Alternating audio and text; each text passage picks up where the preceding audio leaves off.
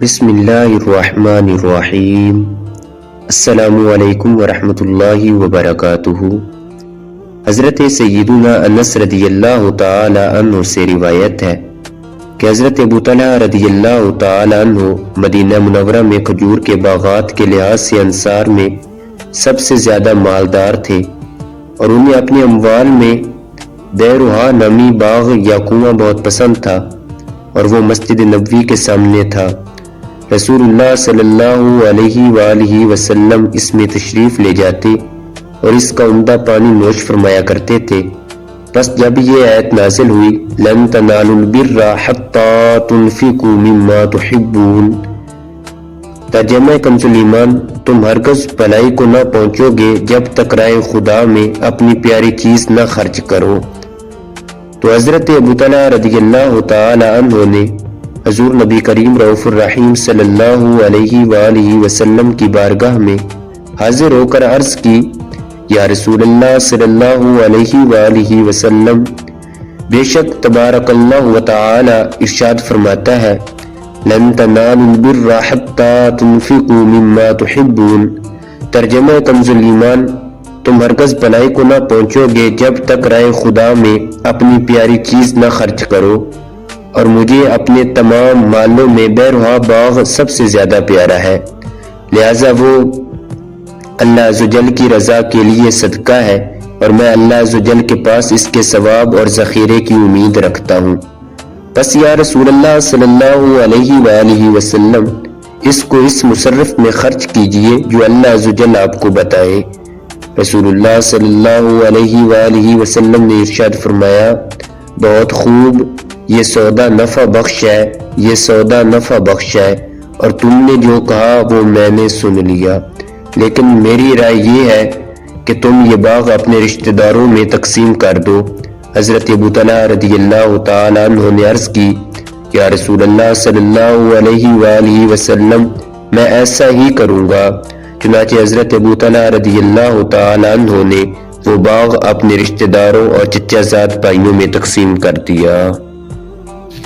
حضرت سیدنا ابو طلحہ رضی اللہ تعالی عنہ کے ایک باغ کا نام ہے بیروہا۔ محدثین نے اس کے کئی معنی اور ان کی وجوہات بیان کی ہیں،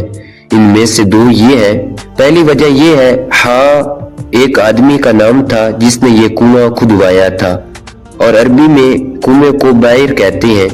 لہذا بیروہا کا معنی کنواں ہوا، اور چونکہ یہ کنواں اس باغ میں تھا اس لیے باغ کا نام بھی یہی ہو گیا۔ دوسری وجہ یہ ہے، بیروہا کھلی زمین کے معنی میں ہے، اس صورت میں اس کا معنی ہوں گے کھلا باغ۔ علامہ ابو الحسن ابن بطال رحمۃ اللہ تعالی ذی الجلال فرماتے ہیں، اس حدیث پاک میں اس بات کا ثبوت ہے کہ صالحین اہل فضل کے لیے میٹھا پانی پینا اور طلب کرنا مباح ہے، نیز میٹھا پانی پینا نمکین پانی سے افضل ہے، کیونکہ رسول اللہ صلی اللہ علیہ وآلہ وسلم میٹھا پانی نوش فرمایا کرتے تھے، اور اس میں آپ صلی اللہ علیہ وآلہ وسلم کے مثالی کردار اور اسوہ حسنہ کا بیان ہے کہ آپ صلی اللہ علیہ وآلہ وسلم تمام چیزوں میں بہترین چیز اختیار فرماتے تھے، اور آپ سے کسی افضل شے کا ترک ہونا محال ہے۔ مرات المناجی میں ہے کہ حضرت ابو طلحہ رضی اللہ تعالی عنہ کی اس عرض و معروض کا مقصد یہ تھا کہ حضور انور صلی اللہ علیہ وآلہ وسلم آپ کی اس عمل خیر پر گواہ ہو جائے اور مسلمانوں میں اس وقف کا اعلان ہو جائے۔ خیال رہے کہ دوسری نفلی صدقات اکثر خفیہ دینا بہتر ہے، مگر وقف کا ہر طرح اعلان کر دینا سخت ضروری ہے، تاکہ آئندہ اس موقوف چیز پر کوئی ناجائز قبضہ نہ کر سکے۔ حتیٰ کہ مسجد کی عمارت میں مینار، گنبد وغیرہ ایسے نشانات قائم کر دیے جائیں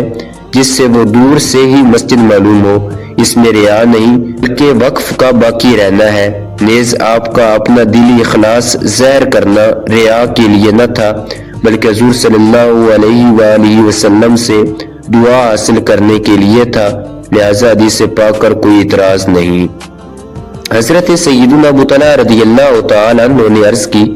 یا رسول اللہ صلی اللہ علیہ وآلہ وسلم،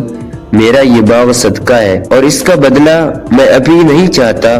بلکہ میں اس کا اجر آخرت کے لیے ذخیرہ کرنا چاہتا ہوں، لہذا اللہ عزوجل حضور کو جو مصرف بتائے حضور اس میں اسے خرچ فرما دیں، کیونکہ حضور نبی اکرم نور مجسم شاہ بنی آدم صلی اللہ علیہ وآلہ وسلم کا چاہنا اپنے نفس کی طرف سے نہیں ہوتا بلکہ اللہ تعالیٰ کی طرف سے ہوتا ہے۔ اسی لیے اس طرح عرض کیا کہ اللہ عز و جل حضور کو جو بتائے حضور اس میں اسے خرچ فرما دے۔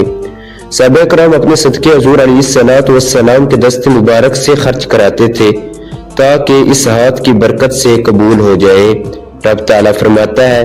خذ من اموالہم صدقۃ تطہرہم وتزکیہم بہا، ترجمہ کنز الایمان، آپ ان کے مالوں کے صدقے وصول فرما لیں اور ان کے ذریعے انہیں پاک و صاف فرما دیں۔ آج مسلمان ختم و فاتحہ میں عرض کرتے ہیں نظر اللہ، یعنی اللہ عز و جل کے لیے نظر، نیاز رسول اللہ صلی اللہ علیہ وآلہ وسلم، یعنی رسول اللہ صلی اللہ علیہ وآلہ وسلم کے لیے نیاز۔ اس کا ماخذ یہ حدیث بھی ہے۔